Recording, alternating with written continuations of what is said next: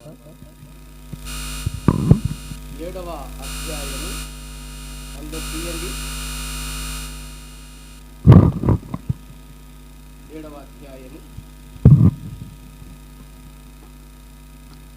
36వ వాక్యము నుండి చదవండి అమ్మా.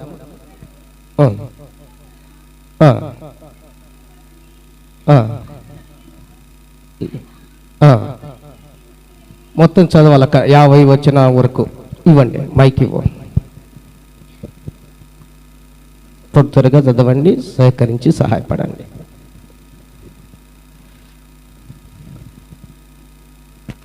పరిసయ్యులలో ఒకడు తనతో కూడా భోజనము చేయవలనని ఆయనను అడిగెను.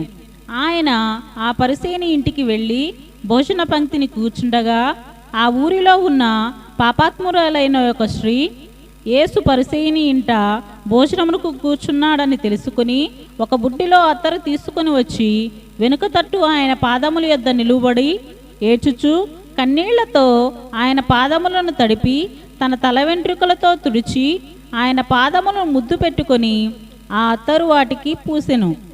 ఆయనను పిలిచిన పరిసయ్యుడు అది చూచి, ఈయన ప్రవక్త అయిన ఎడల తన్ను ముట్టుకొనిన ఈ స్త్రీ ఎవతియో ఎటువంటిదియో ఎరిగియుండును, ఇది పాపాత్మురాలు అని తనలో తాను అనుకొనెను. అందుకు యేసు, సీమోను, నీతో ఒక మాట చెప్పవలనని యున్నానని అతనితో అనగా అతడు, బోధకుడా, చెప్పుమనెను. అప్పుడు యేసు, అప్పు ఇచ్చు ఒకనికి 2 రుణస్థులుండిరి. వారిలో ఒకడు 500 దేనారములను మరి ఒకడు 50 దేనారములను అచ్చియుండిరి. ఆ అప్పు తీర్చుటకు వారి యొద్ద ఏమీ లేకపోయాను గనుక అతడు వారిద్దరిని క్షమించెను. కాబట్టి వీరిలో ఎవడు అతనికి ఎక్కువగా ప్రేమించునో చెప్పుమని అడిగెను. అందుకు సీమోను, అతడెవనికి ఎక్కువ క్షమించెనో వాడే అని నాకు తోచుచున్నదని చెప్పగా ఆయన, నీవు సరిగా యోచించుతివని అతనితో చెప్పి ఆ స్త్రీ వైపు తిరిగి సీమోనుతో ఇట్లనెను, ఈ స్త్రీ చూచుచున్నావే, నేను నీ ఇంటిలోనికి రాగా నీవు నా పాదములకు నీళ్ళియ్యలేదు, కానీ ఈమె తన కన్నీళ్లతో నా పాదములను తడిపి తన తల వెంట్రుకలతో తుడిచెను. నీవు నన్ను ముద్దు పెట్టుకొనలేదు, కానీ నేను లోపలికి వచ్చినప్పటి నుండి ఈమె నా పాదమును ముద్దు పెట్టుకొనుట మానలేదు. నీవు నూనెతో నా తల అంటలేదు, కానీ ఈమె నా పాదములకు అత్తరు పూసెను. ఆమె విస్తారముగా ప్రేమించును గనుక ఆమె యొక్క విస్తార పాపములు క్షమింపబడినని నీతో చెప్పుచున్నాను. ఎవనికి కొంచెముగా క్షమింపబడునో వాడు కొంచెముగా ప్రేమించునని చెప్పి, నీ పాపములు క్షమింపబడి ఉన్నవి అని ఆమెతో అనెను. అప్పుడు ఆయనతో కూడా భోజన పంక్తిని కూర్చుండిన వారు పాపములు క్షమించుచున్న ఇతడెవడని తమలో తాము అనుకొనసాగిరి.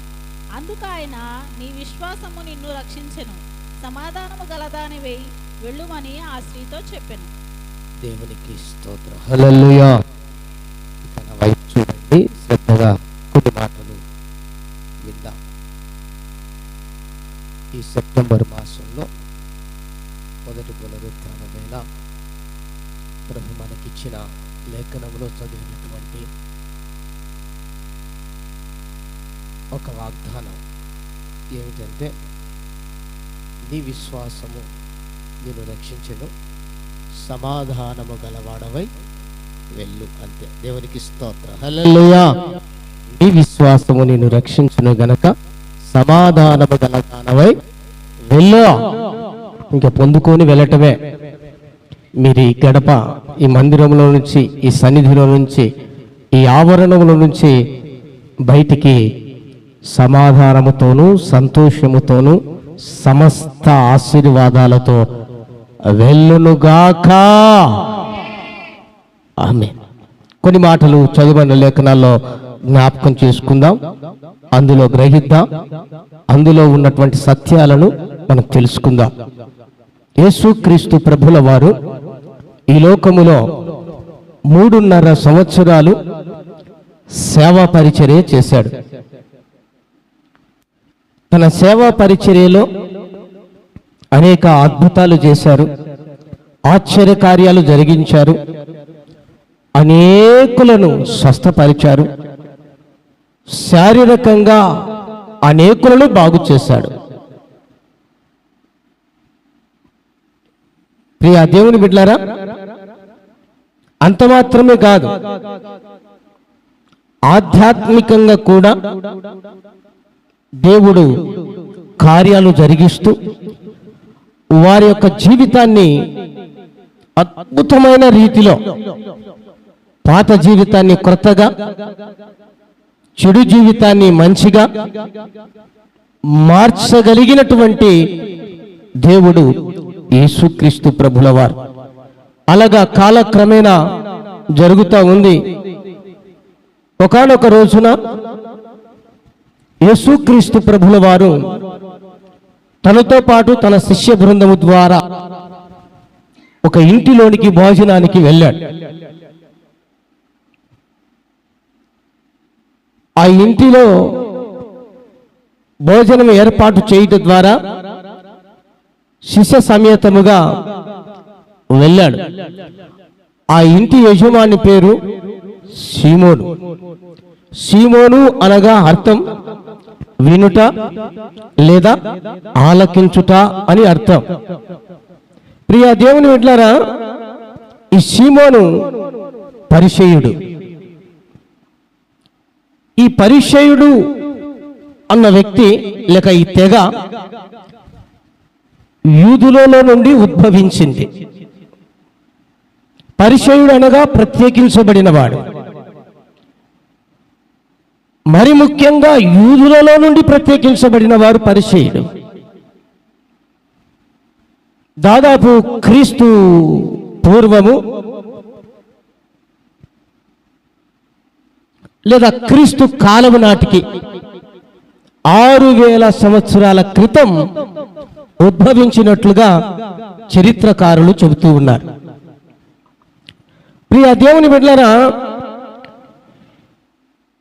ఈ యొక్క పరిసయ్యుల తెగ కూడా దగ్గర దగ్గర నాకు తెలిసి చరిత్ర చదివిన గుర్తుంది, బబులోను చెర నుండి ఉద్భవించినట్లుగా జ్ఞాపకం ఉంది నేను చదివిన దాంట్లో, చరిత్రకారులు చెప్పిన విషయాల్లో. సరే, ఏది ఏమైనా ఈ పరిసయ్యుడు భోజనానికి పిలిచాడు. శిష్యుల సమేతముగా యేసుక్రీస్తు ప్రభుల వారు వెళ్ళారు. ఈ పరిసయ్యుని ఇంట భోజనం చేస్తూ ఉన్నాడు. బహు నిష్ఠ కలిగిన వారు పరిసయ్యులంటే. ప్రాముఖ్యంగా విశ్వసించినట్లుగా ఉంటారు కానీ స్వనీతి పరులని దేవుని వాక్యం సెలవిస్తుంది. మతపరంగా చాలా పాటించేవారు, అంటే మత ముసుగులో ఎక్కువగా జీవించేవారని చెప్పొచ్చు. ప్రాముఖ్యంగా యేసుక్రీస్తు సిలువ వేయబడినటువంటి ఆ విధానానికి ముఖ్య పాత్ర వహించినటువంటి వారు ఈ పరిసయ్యులు. ఎందుకు ఆ వారు చెప్తున్నారంటే బైబిల్లో చాలా చక్కగా మార్కు సువార్త 3వ అధ్యాయం 6వ వాక్యంలో రాయబడింది. ఒక్కసారి జ్ఞాపకం చేస్తాను, చదవండి. మార్కు శుభవార్త. ఎందుకు వీరి పాత్ర ప్రథమమైనది లేదా ప్రాముఖ్యమైనది అని చెప్తున్నానంటే లేఖనములో రాయబడిన మాట. 3:6 మార్కు సువార్త. పరిసయ్యులు వెలుపలికి పోయి వెంటనే హెరోదీయులతో కలుసుకొని ఆయన ఎలాగూ సంహరింతుమా అని విరోధముగా ఆలోచన చేసిన వారిలో వీరు ప్రముఖులు. ఇలాంటి పరిసయ్యుని ఇంటికి భోజనానికి వెళ్ళాడు. అసలు పరిసయ్యుడు ఎందుకు భోజనానికి పిలిచాడు అన్న సంగతి చెప్పారా? ఎందుకు పిలిచాడు అంటే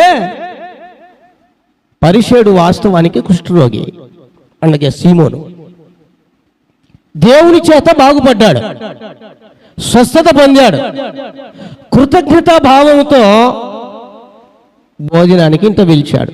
చాలా సౌకర్యం, బాగా డబ్బు ఉన్నవాళ్ళు, లేదా మంచి హోదాలో ఉన్నవాళ్ళు, లేదా ఆసాములు అంటామే, వాళ్ళంతా భోజనాలు లేదా వాళ్ళ ఆ ఏర్పాట్లు ఎట్లా ఉంటాయంటే చాలా ఆడంబరంగానే ఉంటాయి. నిజంగానే ఇల్లులు కూడా చాలా చూడడానికి చూడముచ్చటగా ఉంటాయి, పెద్ద పెద్దగా ఉంటాయి, చాలా లోపటగా ఉంటాయి, లోపల గదులు ఉంటాయి. మరి నేను అనుకుంటున్నా సీమోను గారు కూడా ఆ ఆసామే గనక, లేదా డబ్బున్నోడే గనక, లేదా మంచిగా ఉన్నవారే గనక లోపల ఎక్కడో మంచి భోజనశాలలో భోజనం ఏర్పాటు చేసి ఉంటాడు. అందులో అనేక వెరైటీలు కూడా ఏర్పాటు చేసి ఉండొచ్చు. ఆ చోటికి 36వ వచనంలో చదవండి ఒక్కసారి. లూకా శుభవార్త 7వ అధ్యాయం 36వ వచనం. పరిసయ్యులలో ఒకడు 37క ఆ ఊరిలో పాపాత్మురాలైన ఒక స్త్రీ యేసు పరిసయ్యుని ఇంట కూర్చున్నాడని తెలుసుకుంది. చాలు.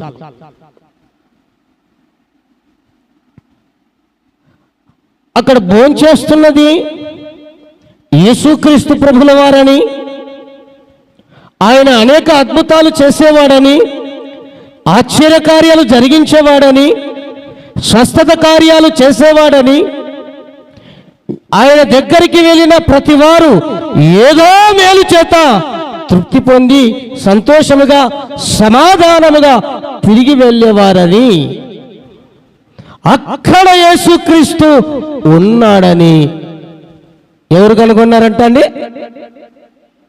ఒక స్త్రీ. ఆ స్త్రీ పేరు కాదు, కానీ మనం పేరుగా పిలుస్తున్నాం కదా.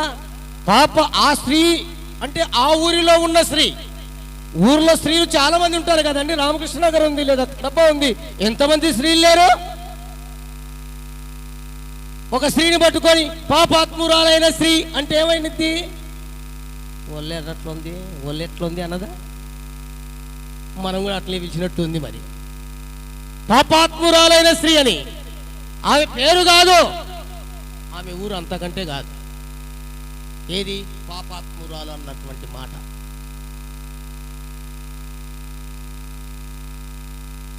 కాకపోతే పాపి అన్నది మాత్రం వాస్తవం, పాపాత్మురాలు అన్నది వాస్తవం.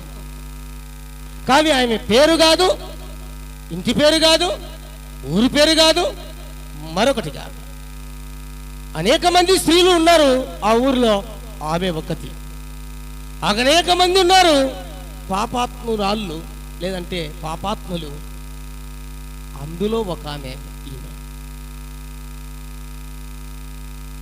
ఈ పాపాత్మురాలైనటువంటి స్త్రీ యేసు ఏమంట ఎక్కడున్నాడో కనుగొంది. ఈ టైంలో, ఈ సమయాన యేసు ఎక్కడున్నాడో అని ఏమండి, ఒక వ్యక్తి ఎక్కడున్నాడో అని కనుగొనాలంటే ఏం చేయాలి? ఆ వ్యక్తిని గురించి ఆరాధించాలి. అసలు ఏం చేస్తాడు ఆయన, ఆమె ఏం చేస్తుంది, ఆమె పద్ధతులు ఏంటి, ఆయన పద్ధతులు ఏంటి, లేదా ఆయన యొక్క దాన్ని ఏమంటారు టైం టేబుల్, షెడ్యూల్, కార్యక్రమాలు ఏంటి, ఏ ఏ కార్యక్రమంలో ఎక్కడెక్కడ ఉంటాడు తెలియకుండా ఎవరైనా వెళ్తారా అండి? అంటే ఎంత విచారిస్తే కానీ ఈమెకు ఈయన దొరికింటాడు. దేవునికి స్తోత్రం, హల్లెలూయా. ఎందరిని అడిగి ఉంటుందో, ఎంత విచారించి ఉంటుందో, ఎంతగా ఆరాధించి ఉంటుందో. ఏది ఏమైనా మొత్తానికి యేసు ఎక్కడున్నాడో కనుగొంది. ఇందులో నా మొదటి సత్యం, ఆమె యేసు ఎక్కడ ఉన్నాడో కనుగొంది. ఈ రోజున నీకు ప్రశ్న, ఒక సేవకునిగా, నాకంటే పెద్దవారు ఉన్నారు, నాకంటే వయసులో, ఆత్మీయతలో, అన్ని విషయాల్లో ఉన్నారు. అయితే నీకు ఒక ప్రశ్న ఇస్తున్నాను, ఒక సేవకునిగా, దేవుని ప్రతినిధిగా, పాస్టర్గా.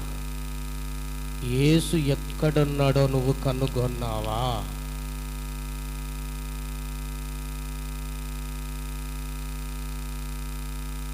అదేంటండి, ఏసేది లేకపోతే నేను ఇక్కడ ఎందుకు వస్తానా అంటారా? మనం అందరం క్రైస్తవులమే. మనకు వాక్యం తెలుసు, ప్రార్థన తెలుసు, ఆరాధన తెలుసు, ప్రభు వల్ల తెలుసు. కానీ దేవుడు ఎక్కడున్నాడో తెలుసుకోలేని అందులం అంటామా, కుంటివారం అంటాం. అందులో అంటే అన్నిటికీ వస్తుంది కదా, అనొచ్చని నేను అనుకుంటా. ఈ రోజుల్లో ఉన్న క్రైస్తవుల దేవుని పిల్లల పరిస్థితిని చూస్తూ ఉంటే అనొచ్చని నా భావన, అంతే. ఎందుకంటే వీరికి దేవుడు తెలుసు, కానీ దేవుడు వారి గురించి తెలుసు. వీరికి దేవుడు తెలుసు యేసుక్రీస్తుని, దేవునికి తెలియాలి కదా నా కుమారుడని లేదా నా కుమార్తె అని. బాగా అర్థం కావాలంటే ఒక మాట, నేను ప్రభు నమ్మకం ముందు ఒకవేళ అందరికీ ఫ్యాన్స్ ఉన్నట్టు నాకు ఉంటారు కదండి. నాకు క్రికెట్లో ఒక ఫ్యాన్ ఉన్నాడు, ఆయన పేరు సచిన్ టెండూల్కర్. నాకు కూడా కొంచెం ఇష్టమే క్రికెట్ అంటే. ఆయనది ఏ ఊరు, ఆయన బర్త్డే ఏంటి, లేదా ఆయన భార్య పేరు ఏం పేరు, ఆయన పిల్లల పేరు ఏం పేరు, వాళ్ళ పుట్టినరోజు ఏంటి, లేదా వివాహం రోజు ఏంటి, లేదంటే కొన్ని విషయాలు తెలుస్తాయండి. తెలియమా? నాకు తెలిసి అందరికీ ఆల్మోస్ట్ తెలుస్తాయి. ఎందుకంటే అభిమానం అలాంటిది. అది క్రికెటర్లు కావచ్చు, స్పోర్ట్స్లో కావచ్చు, హీరోలు కావచ్చు, హీరోయిన్లు కావచ్చు, లేదా ప్రముఖులు వేరే వాళ్ళు ఎవరైనా కావచ్చు. నేనే ఉన్నాను అనుకోండి, సచిన్ టెండూల్కర్ గారు, అయ్యా టెండూల్కర్ గారు, మీ బ్యాటింగ్ అంటే నాకు చాలా ఇష్టం అండి, మీ యాటిట్యూడ్ ఉంటుంది చూడండి, బ్యాటింగ్ ఆడేటప్పుడు భలే ఉంటారండి,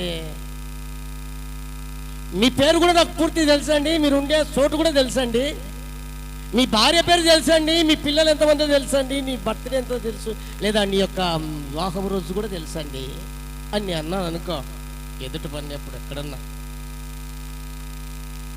సచిన్ టెండూల్కర్ అండి, ఎవరు బాబు నువ్వు అంటాడా లేదా? ఒకవేళ మీ ఫ్యాన్స్ ఎవరు అన్నట్టే అట్లా ఊహించుకోండి, అంటారా లేదా? నాకు తెలుసు టెండూల్కర్, కానీ టెండూల్కర్కు నేను తెలుసు. మనకు తెలుసు దేవుడు అని, దేవునికి మనం తెలియని వారు ఎందరో.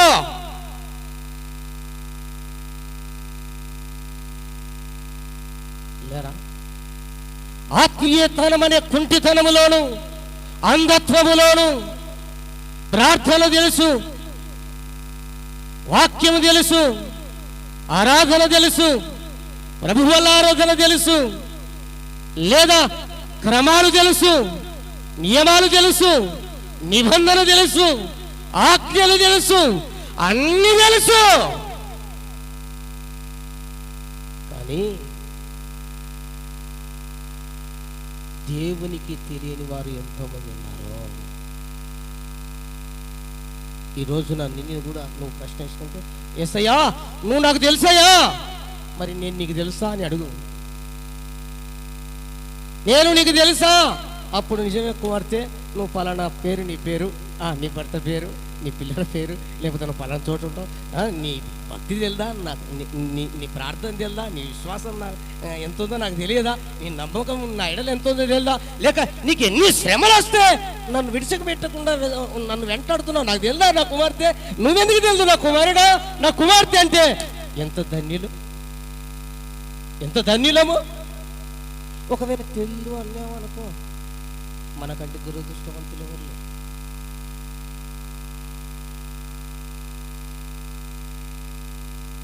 అయితే నేను ఎలాగున్నావని నేను ప్రశ్నించట్లేదు, కానీ ఏ పరిస్థితుల్లో గుండా మనం వెళ్తున్నామో యేసు ఎక్కడున్నాడో మనం కనుగొన్నామా? ఆయనను కనుగొన్నవారు జీవమును కనుగొనను, సామెతల గ్రంథంలో రాయబడి ఉంది. దేవుణ్ణి కనుగొన్నవారు జీవమును కనుగొనను. అలా కనుగొనని ప్రతి వారు జీవము లేని వారు అని అర్థం. అంటే సచ్చిన వారు అని అర్థం, లేదా అంధత్వంలో ఉన్నవారు, లేదా అంధకారంలో ఉన్నవారు అని అర్థం. ఇంకొక మాటను జ్ఞాపకం చేస్తాను, బైబిల్ గ్రంథంలోనే ఉన్నాయి. మీరు తర్వాత చదువుకోండి, అపొస్తలుల కార్యగ్రంథం 3వ అధ్యాయం 1వ వాక్యం నుంచి రాయబడిన. అక్కడ ఒక శృంగార దేవాలయం ఉంది. ఆ దేవాలయం దగ్గర పుట్టినది మొదలుకొని కుంటివాడు అక్కనే భిక్షాట అడుక్కుంటున్నాడు.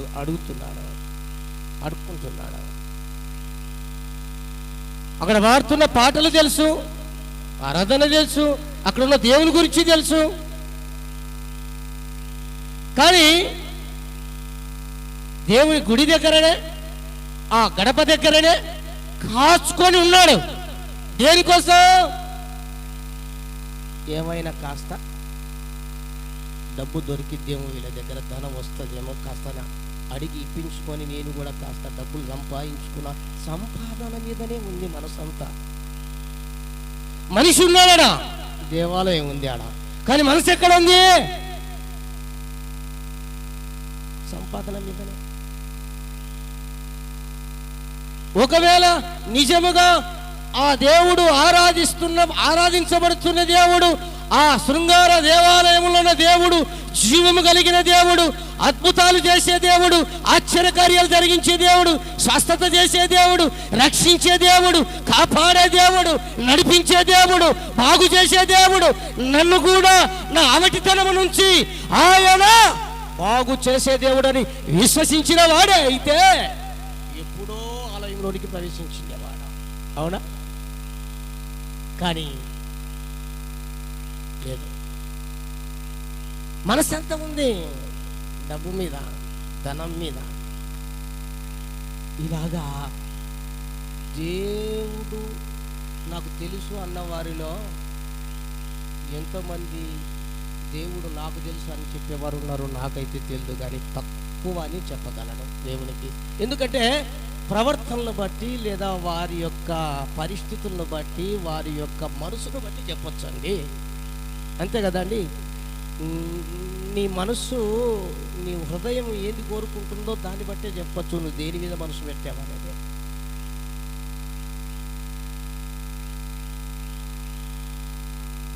చాలా మంది నా ప్రియ దేవుని బిడ్డలారా, ఆరాధనకు ఉన్నటువంటి ప్రాధాన్యత గుర్తించలేకపోతున్నారు. అసలు ఎంతసేపు ఉన్నా ఆ ప్రార్థనలకు వెళ్ళాలి, లేదా ఆరాధనకి వెళ్ళాలి, లేదా దేవుని మందిరానికి వెళ్ళాలి అనే భావనతోనే వెళ్తున్నారే తప్ప నేను దేవుణ్ణి కలుసుకోవడానికి వెళ్తున్నాను, దేవుడు నన్ను కలుసుకోవడానికి వస్తున్నాడు, నేను దేవునితో మాట్లాడటకు వెళ్తున్నాను, దేవుడు నాతో మాట్లాడటకు నా దగ్గరికి వస్తున్నాడు, అందుకు నేను దేవుని మందిరమనే, దేవుని సన్నిధిననే, దేవుని సంతకనే ఆ చోటికి వెళ్తున్నాను అన్న భావన ఎంతమందికి ఉంది? ఇది లేని వాళ్ళంతా కుంటివారు కాదా? ఇది లేని వాళ్ళంతా గుడ్డివారు కాదా? ఇది లేని వాళ్ళంతా అవిటివారు కాదా? ఇది ఆలోచించండి. కనుక నా ప్రియ దేవుని బిడ్డారా, జ్ఞాపకం చేసుకుందాం. కొందరు ఏమంటారంటే మనుషులు ఉండాలి కానీ ఏం బయటికి చెప్పుకోవాలా, తింటున్నామని మెడకేమన్నా వేసుకోవాలా అని కొందరు మాట్లాడుతుంటారు. ఆ మనుషులు ఉన్నాడు, దేవుడు అంటే నాకు చాలా ఇష్టం, అందుకు దేవుని స్థలంలో ఆదివారం పూట కూడా గుడికి వెళ్ళాను, స్తోత్రం స్తోత్రం స్తోత్రం స్తోత్రం స్తోత్రం స్తోత్రం శృతి శృతి గుత్తి గుత్తి అని ఇంట్లోనే.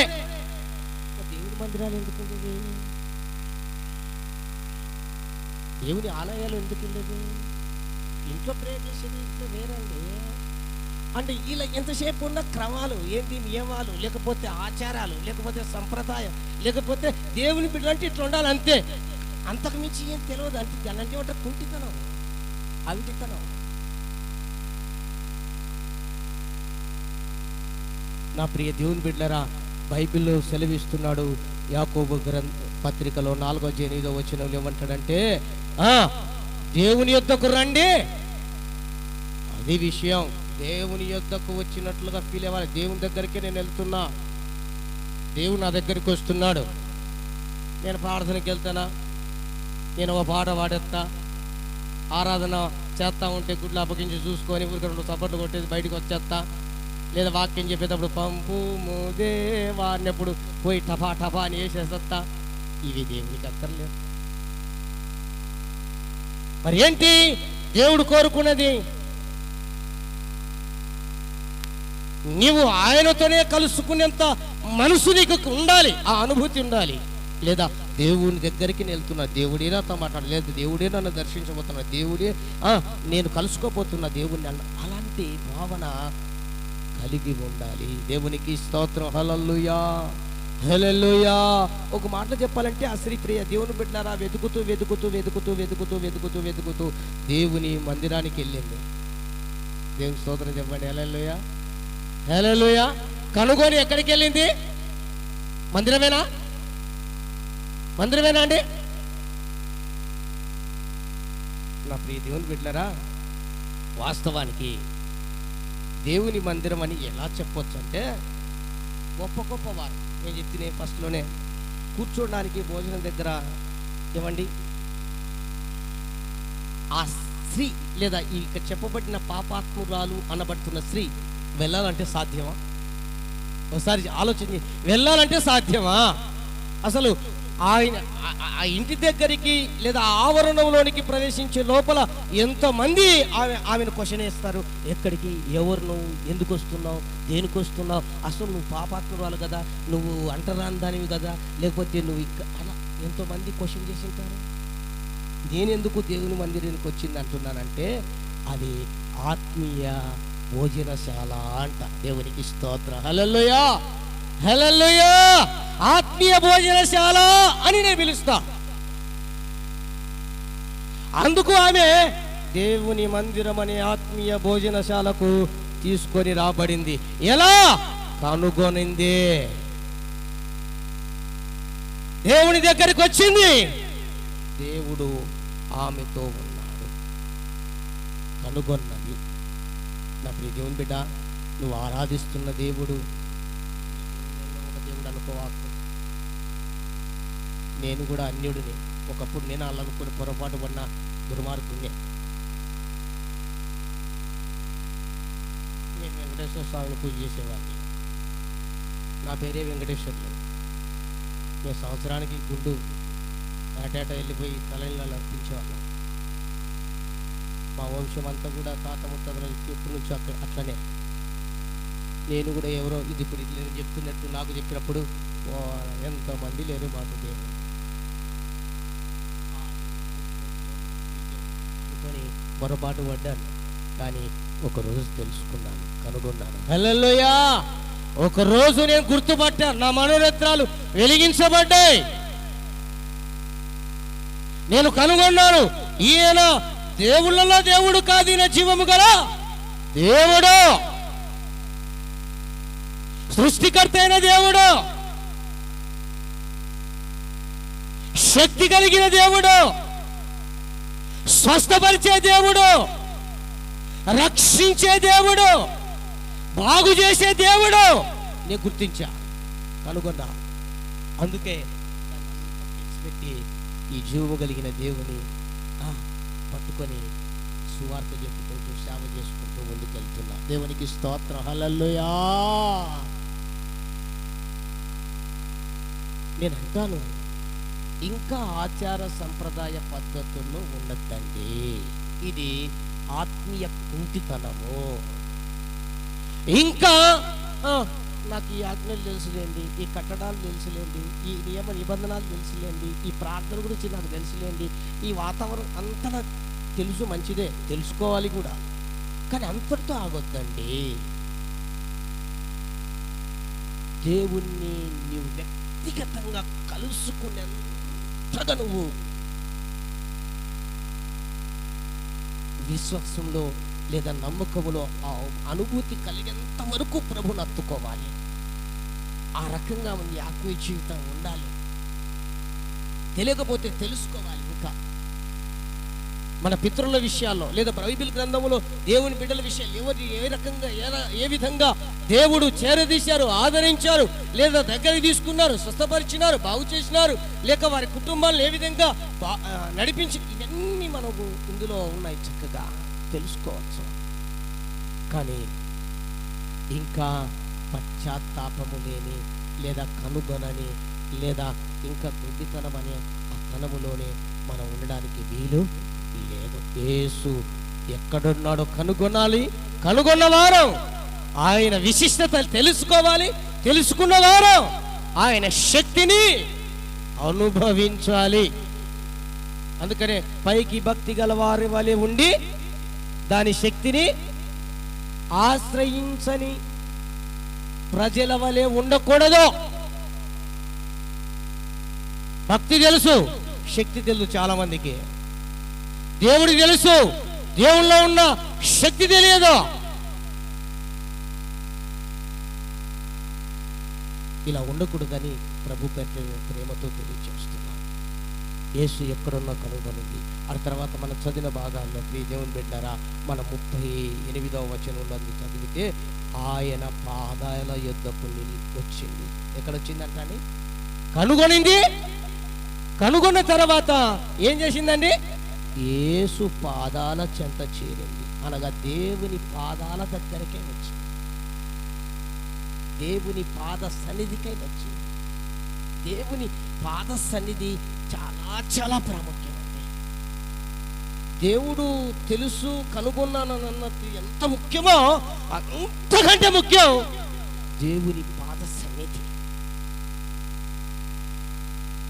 మీరు ఇక్కడ కూర్చున్న వాళ్ళలో నేను చెప్తున్న మాటలు ఎవరికైనా ఇబ్బందికరంగా అంటే ఏమనుకోవద్దండి. మీరు పెద్దలు వయసులో ఉన్నారు, కొంచెం అనారోగ్య పరిస్థితి కూడా ఉండొచ్చు. నేను కూర్చున్న దానికి ఏమనట్లేదు. కానీ కొందరు కొన్ని చోట్ల చూస్తుంటారు. ఏం చేస్తారంటే ఇక్కడ బహిరంగ సభల్లో లేదంటే అక్కడక్కడ కూడికెళ్ళకి వెళ్ళినప్పుడు ఆనందే చూస్తూ ఉంటారు, ఇట్లే తిరుగుతూ ఉంటారు, అక్కడెక్కడే తిరుగుతూ ఉంటారు. అక్కడెక్కడ ఎందుకు అని ఆలోచన చేస్తా. కొంచెంసేపు ఉన్న తర్వాత ఒకడొచ్చి చైర్ తీసుకొచ్చి